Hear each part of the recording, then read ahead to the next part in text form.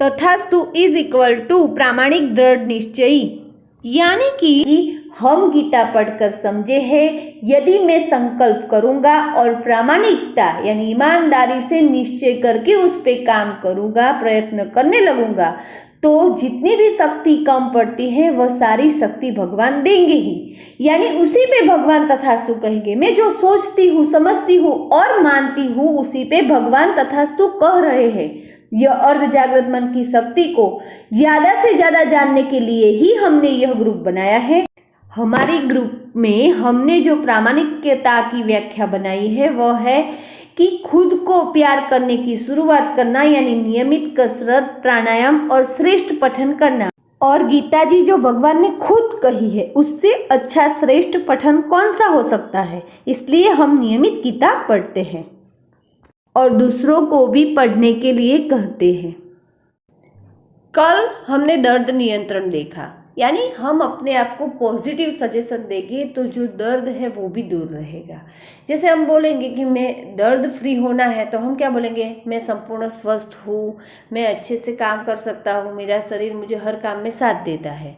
तो ऐसा बोलेंगे ना, तो फिर अपने अंदर मन में स्फूर्णा होगी कि क्या मैं उसके लिए कसरत, प्राणायाम, योगा कुछ करता हूँ, अच्छा योग्य आहार ले रहा हूँ।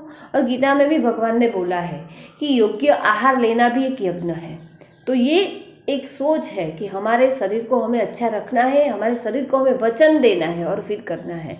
तो अभी हम आगे देखेंगे तत्व मीमांसा। दर्द नियंत्रण हमने देख लिया है।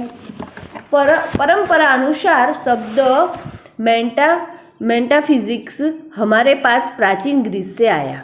मेटाफिजिक्स, जहाँ इसे दो शब्दों मिलाकर बनाया गया था। पहला शब्द था मेटा, जिसका अर्थ था भौतिक के ऊपर और आगे, और इस तरह इस शब्द का अर्थ हुआ भौतिक शास्त्र के ऊपर और आगे।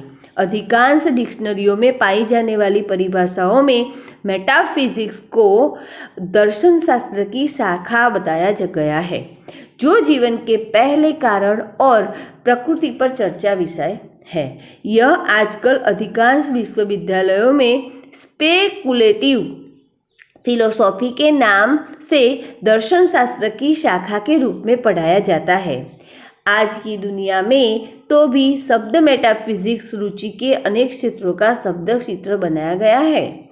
जब कोई मेटाफिजिक्स में रुचि व्यक्त करता है, वह रुचि दर्शन शास्त्र, धर्म, पैरासाइकोलॉजी, एस्ट्रोलॉजी, ध्यान, सह-सहाय अध्ययन, सकारात्मक सोच, मृत्यु के बाद जीवन, पुनर्जन्म आदि विषयों के संयोजन में किसी एक पर भी हो सकती है। इसके समानार्थी और सभी समान विषयों का स्वाभाविक रूप से सत्य की खोज यात्रा में संबंध है। सत्य की खोज यानी हम कहाँ से आए हैं, हमें किसने उत्पन्न किया है, हम क्यों आए हैं, हमारा यहाँ आने का उद्देश्य क्या है, वो ढूंढना। आदर्शवादी अर्थ में यह सवाल उठता है कि इस पृथ्वी पर मानव जीवन के लिए ऐसा ज्ञान दोनों तरह अकेले और सामूहिक रूप से कितना लाभदायक है। यदि ऐसी रुचि का लक्ष्य है तो इसी कारण अधिकांश व्यक्तित्व तत्वमीमांसक तत्वमीमांसा के बारे में कहते हैं। यह जीवन का आध्यात्मिक दर्शन है। तत्वमीमांसा के बहुत ही कम व्यवसायी आज कुछ प्रकार के आध्यात्मिक दर्शन शास्त्र का मूलभूत ज्ञान रखते हैं, भले ही वे तत्वमीमांसा की शिक्षा की किसी भी प्रणाली से क्यों न जुड़े हो। यह समझना विशेष रूप से महत्वपूर्ण है। जब व्यावसायिक तत्वमीमांसक होने की विधि सम्मत तकनीकी की बातों में नियमों की समीक्षा की जाती है। यदि हम एक तत्वमीमांसक शिक्षक या संगठन से दूसरे के पास जाए तो हमें देखने की लोग विभिन्न वस्तुओं से तत्वमीमांसक से तरह तरह से जुड़े हैं। यह विस्तृत सीमा तक हो सकता है, जैसे कि योगी, ज्योतिषी, सकारात्मक सोच का शिक्षक, ध्यान के शिक्षक, ग्राफो एनालिस्ट, आध्यात्मिक गुरु, स्व सहायता शिक्षक आदि। क्षेत्र विशाल है, परंतु मूल बात जीवन का सत्य, जीवन का उद्देश्य, जीवन का अर्थ ही खोजना है, जिन्हें मूल आध्यात्मिक सवालों के अलग अलग नहीं किया जा सकता। और अधिक विशुद्ध अर्थ में हम तत्वमीमांसा को जीवन के मूल प्रश्नों का हल करने के रूप में सोचना पसंद करते हैं, जैसे कि मनुष्य, मन और ब्रह्मांड का संबंध। यह किसी के युगों पुराने प्रश्नों के उत्तर की ओर ले जाता है जो वास्तव में जीवन के परावर्तन में थम गया है। मैं कौन हूँ, मैं क्या हूँ, मैं कहाँ हूँ और मैं कहाँ जा रहा हूँ। एकता और धर्म विज्ञान की सफलता में तत्वमीमांसा के क्षेत्र में शिक्षा केंद्रों और विभिन्न स्वतंत्र चर्चा के जन्म को प्रोत्साहन दिया जाता है। एकता, धर्म विज्ञान और अन्य स्वतंत्र लोगों द्वारा सर्वसामान्य आध्यात्मिक दर्शन के आयोजन के कारण तत्वमीमांसक धार्मिक आंदोलन को दर्शाने के लिए एक नया विचार विस्तार किया गया है। इससे अंतर्राष्ट्रीय नया विचार गठबंधन का जन्म हुआ था, जिससे विभिन्न तत्वमीमांसक समूहों को एक किया गया। अभी हाल में एक संगठन नई सोच रखने वाला संगठनों को एक और करने के लिए बनाया गया है, जिसे वैश्विक नया विचार नाम दिया गया है।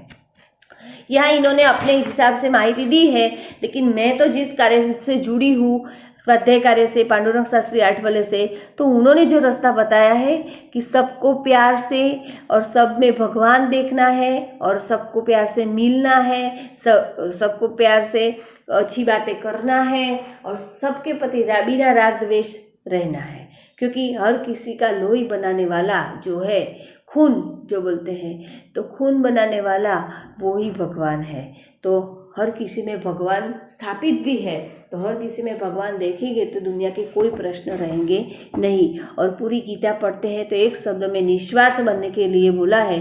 तो यदि हम निस्वार्थ बनते हैं और अपने कर्तव्य का अच्छे से पालन करते हैं तो वो ही सबसे बड़ा तत्वज्ञान है।